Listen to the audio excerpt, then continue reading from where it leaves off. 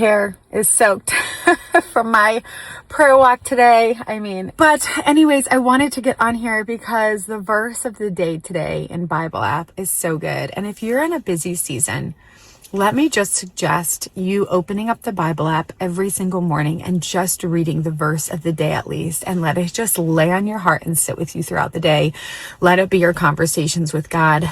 They're so powerful. And I remember when I had 8 kids, 8 and under, and it was like so many babies all the time. And it was so hard to get any still moments. That verse of the day spoke so much truth and light into my day. It's not about how much you do. It's not about how much you spend time with God and how much you sit still and how much scripture you read. Like, that's not what it's about. While I'm always trying to encourage you guys to go deeper and do more, know that that's not salvation, right? Like, we can be just as near to him. He draws near to us, even if all we can give is a verse of the day, because that's still prioritizing him. But anyways, I wanted to talk about the verse of the day, which is Galatians 5:25. And it says this: if we live by the Spirit, let us also keep in step with the Spirit. And the first part is if we live by the Spirit. And what does that mean? Sometimes we just look at, okay, walk in step with the Spirit. And we don't realize that first part, that we're unable to be in step with the Spirit. It is because the Spirit lives in us. So that surrender has to happen first, right? And that's what living by the Spirit means. So to let the Spirit lead, to be in full surrender and to let him guide your day, to be sensitive to that. And the second part of that says that if we live in the Spirit, so if we're choosing that and allowing God to run our life, to be the loudest voice over our own desires, if we're doing that, if we allow the Spirit, if we have the Spirit lead our lives, then also we need to keep in step with the Spirit.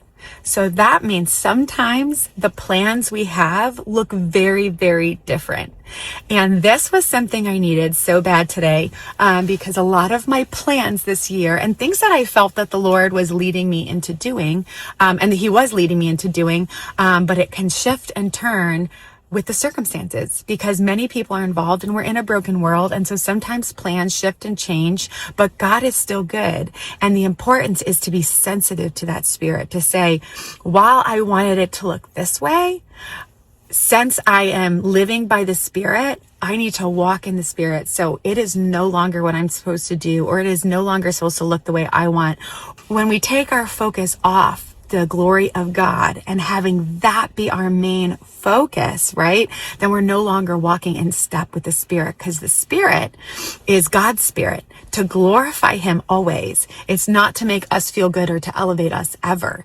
It is to make God have all the glory. And so if we're living by the Spirit and we're living in that surrender, let us also choose that hard step of walking in step with the Spirit. So when he shifts, we shift. When he says, no, never mind, or no, this is changing, or no, I'm shutting the door now, we accept that. We don't keep shoving it. We don't keep trying to shove it open, but being surrendered to the Spirit. So seeking the Lord, is this warfare? Is this something I've done wrong and a choice I made? Is this a choice that someone else made and it just has to shift now? And that's what it is. And I know you are going to be good. Ultimately, when we live in the Spirit, when we live by the Spirit, we let him lead, we surrender to the Lord's will, and we say, whatever this looks like, I trust that you are faithful, that you will use it for good and your glory. And so I'm going to trust that and know that you are going to go before me. And so walking behind him in that manner. That's just something I want to share with you guys today, because it stood out to me this morning. And it's such a powerful verse. I don't know if you know this, but the UVerse app, where it's like the little Bible app, it does a verse of the day, but they also will do a teaching. And the girl who did it today was really, really good. And it's a small little quick devotion. I want to say they're only they try to keep it where it's only 5 minutes to do the whole thing through, reading the verse, listening to them, then going through prayer time. So it's a nice quick 5 minute, if that's all you have to give.